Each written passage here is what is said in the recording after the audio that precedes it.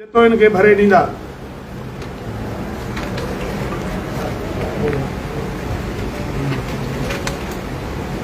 हाणे नुक़सानु आहे ज़िलो सखर पनवा किल जे महरनि जो।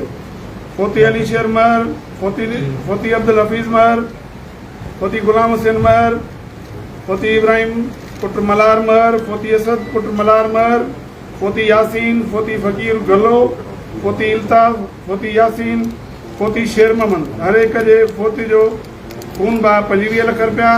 फोती नूर मोहम्मद पुट अमीर बख्श महर, शबीर मिसराणी इनकार कयो आहे हिन क़त्ल जी मुनीर मिसराणी जतोई जे 2 ॼणनि खां ॾाॾंग मां चूंड ते जेकी पाण बिरादर खाईंदड़ हुजनि।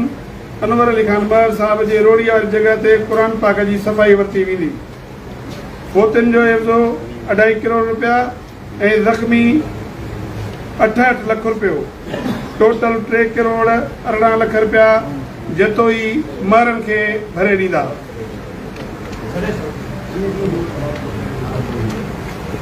सांगीअ में तर्त जतोई ऐं महरनि जो मसइलो थियो आहे, उहो फ़ैसिलो दीदार जतोई साहिब ऐं हाजी अनवर अली महर साहिब जन वञी धुरनि वटि उन्हनि सां गॾु महबूब अली महर ऐं साहिबरनो जतोई जन गॾु हूंदा, वेही मसइलो हल कंदा।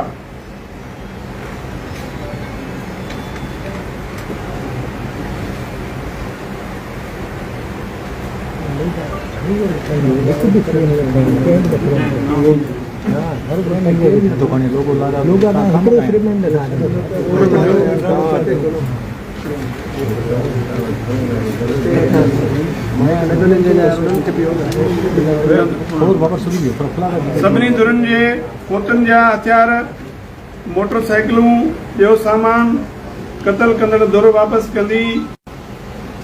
जेका कमेटी मुक़ररु कई वई आहे उहा फ़ैसिलो कंदी। कमेटी जा चेयरमैन आहिनि मीर आबिद हुसैन खान जतोई ऐं शहरयार खान महर साहिब।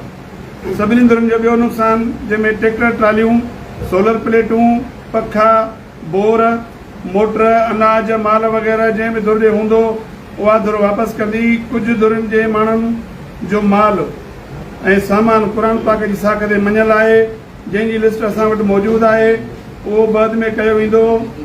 जेका बि इन मथी मुक़ररु कयल कमेटी में हल कया वेंदा।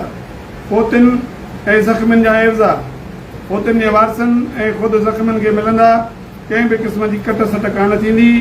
ज़मीननि जो मसइलो मीर आबिद हुसैन खान जतोई, शहरयार खान महर साहिब जन पाण वञी रिकॉर्ड चेक करे हल कंदा। धुरनि जा हिक ॿिए ते दाख़िल केस कानून मूजिबि निकाल थींदा।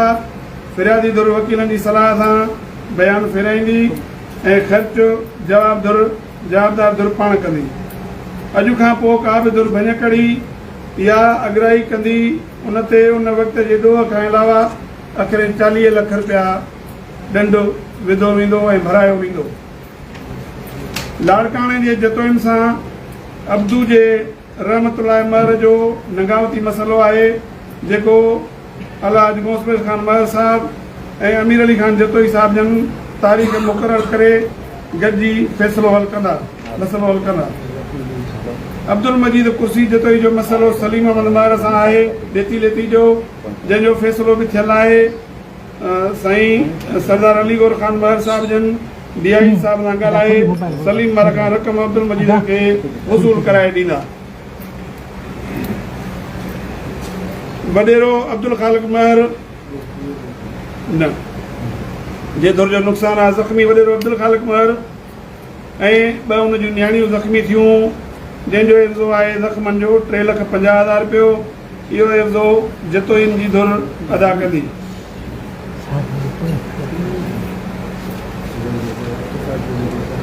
बस उहो ख़तमु इहो फ़ैसिलो आहे। हा पूरो थियो।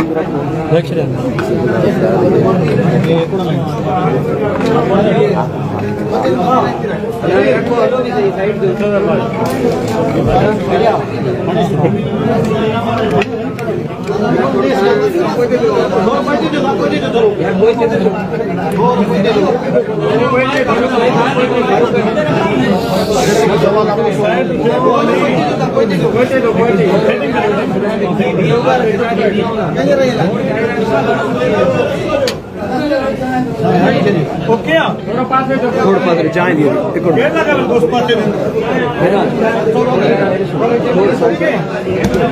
ओके